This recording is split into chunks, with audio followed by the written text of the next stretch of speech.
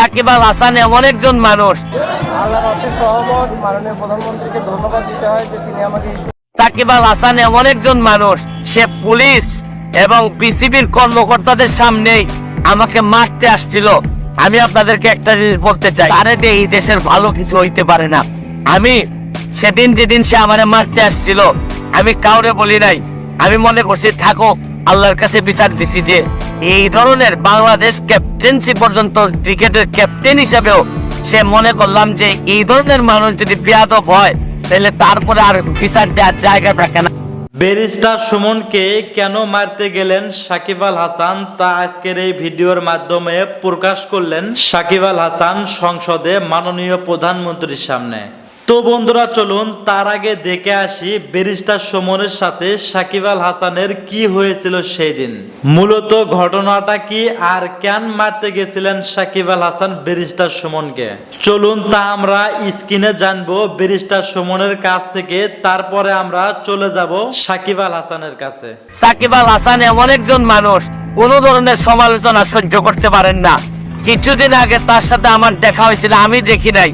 সে হঠাৎ করে আমাকে সোনারগাঁ হোটেলে বাংলাদেশ এবং ভারতের মধ্যে যে ক্রিকেট ম্যাচ ছিল ওই সময় আমারে দেখেই সে পুলিশ এবং বিসিবির কর্মকর্তাদের সামনেই আমাকে মারতে আসছিল।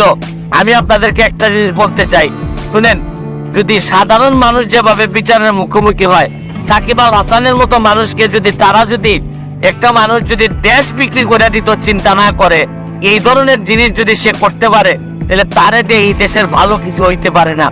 আমি সেদিন যেদিন সে আমারে মারতে আসছিল, আমি কাউরে বলি নাই।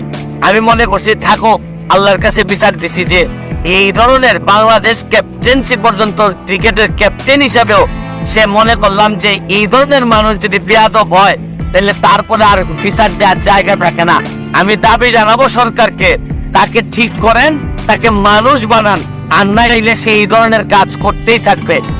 মাননীয় সদস্য জনাব সৈয়দ সাইদুল হক হবিগঞ্জ ৪, সম্পূর্ণ প্রশ্ন।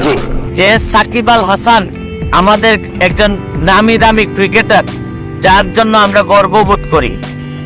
উনি একটা স্বর্ণের দোকান উদ্বোধন করার জন্য চলে গেছেন দুবাইতে।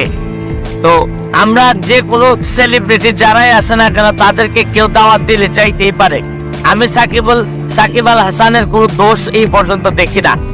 কিন্তু যখন আমি জানতে পারলাম যে টিভির পক্ষ থেকে, ডিটেকটিভ ব্রাঞ্চ বা পুলিশের পক্ষ থেকে সাকিব আল হাসানকে জানানো হয়েছিল যে আপনি যার দোকান উদ্বোধন করতে যাচ্ছেন সে একটা পুলিশ ইন্সপেক্টরের হত্যা মামলার আসামি এবং সে পলাতক অবস্থায় আছে, ইন্টারপোলের সাহায্যে আমরা তারে ধরে নিয়ে আসার চেষ্টা করতেছি।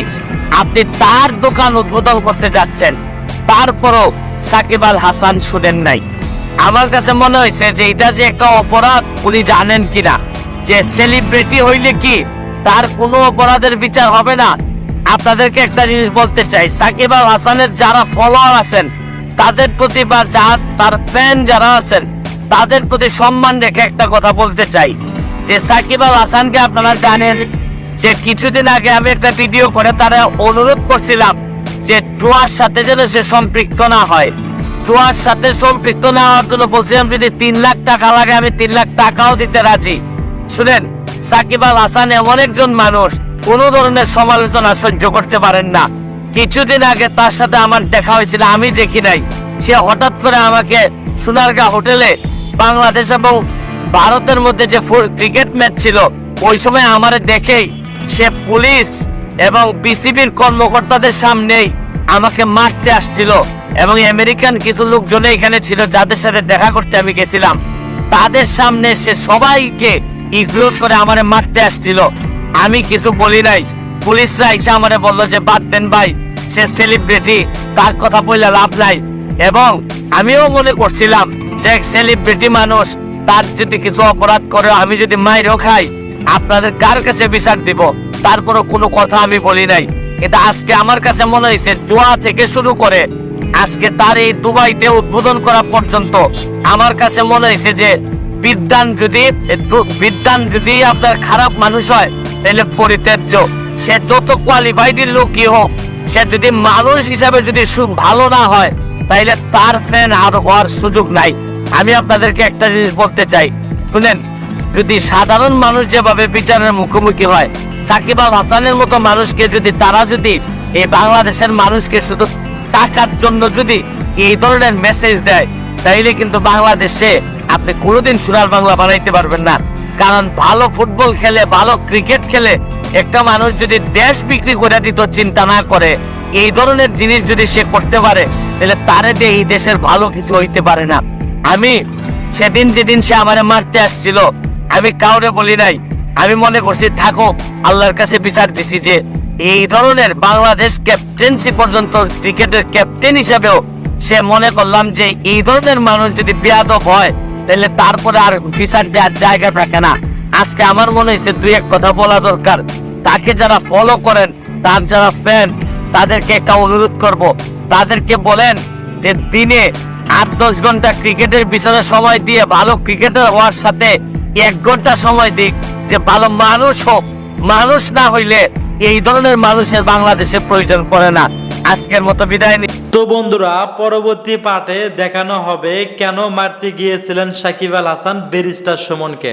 আমি মনে করি সাকিব আল হাসান মোটেও ঠিক কাজ করেনি ব্যারিস্টার সুমনকে মারতে যাওয়া। সাকিব আল হাসান আর ব্যারিস্টার সুমন কে আপনার কাছে সব থেকে জনপ্রিয় আর কে আপনার সব থেকে পছন্দ, অবশ্যই কমেন্ট বক্সে কমেন্ট করে জানিয়ে দিন।